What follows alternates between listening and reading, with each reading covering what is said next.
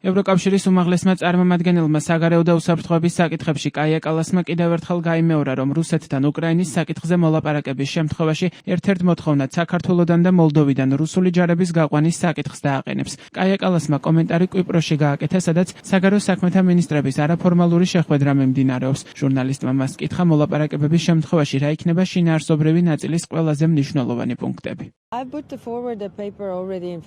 მე თებერვალში უკვე წარვადგინე დოკუმენტი, რომელშიც ყველა საკითხი დავასახელე, დაწყებული იმით, რომ რუსეთმა რეალურად უნდა სცეს პატივი საერთაშორისო შეთანხმებებს, რის ფარგლებშიც მათ აიღეს ვალდებულება, რომ მეზობლებს თავს არ დაესხმებოდნენ და მათ სუვერენიტეტს პატივს სცემდნენ. თუმცა, რა თქმა უნდა, არის სხვა საკითხებიც, მაგალითად ისეთივე დათმობების მოთხოვნა, როგორიც უკრაინას წამოუყენეს, მაგალითად ჯარის შეზღუდვასთან დაკავშირებით, რომ ამ შემთხვევაში იგივე რუსეთსაც უნდა მოვთხოვოთ. ცხადია, ასევე არსებობს უფრო ზოგადი საკითხებიც. თუ შევხედავთ რუსულ ჯარებს ისეთ ქვეყნებში, როგორიცაა საქართველო და მოლდოვა, ევროპული უსაფრთხოების ინტერესებში ისიც შედის, რომ ეს ჯარები აქ არ იყვნენ და სხვადასხვა ქვეყანაში არჩევნებში არ ერეოდნენ.